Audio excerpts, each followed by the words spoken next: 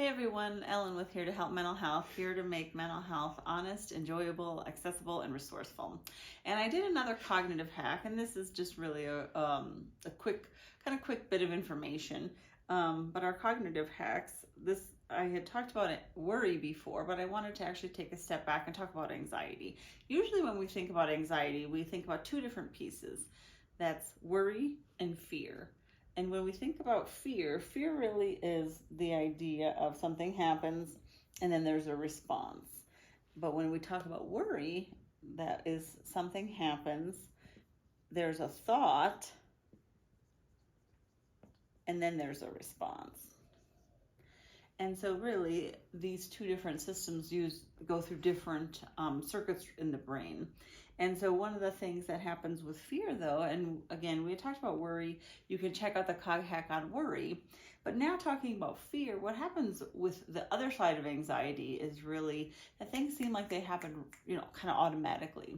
Something happens, and then it might worry, or it might scare me, I might have that fear response, and that's, more of a physical response a lot of times too, kind of a feeling. It might be your heart racing, or you're sweating, or just kind of that feeling that something's not right. And so that really, the thing about that is sometimes people just don't know why it happens. It happens, they're not sure what happened, and then they have that response.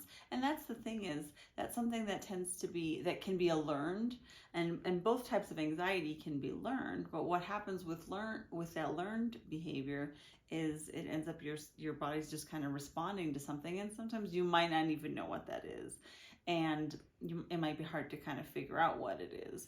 And so when you think about fear and you think about what happens when that stress response, that fear response, that, when your body gets activated like that might be very different from what happens with the worry response, in the sense of, it might be hard to kind of calm things down and really think about what is going on. It's more about, what do I do now from a physical sensation?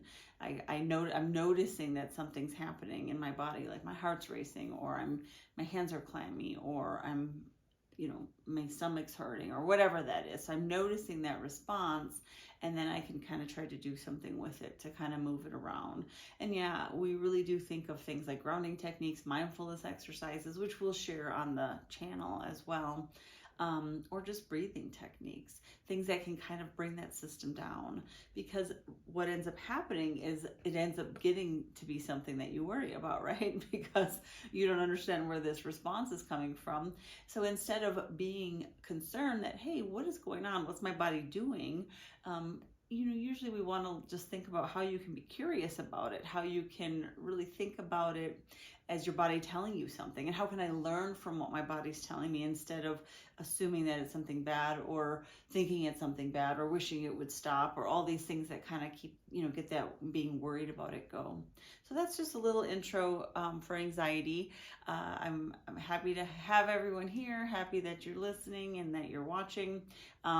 Hit the subscribe button, comment down below if about this or anything else you want to hear more about. You could also find us at Here to Help Mental Health on Facebook, Instagram, or Twitter, or at our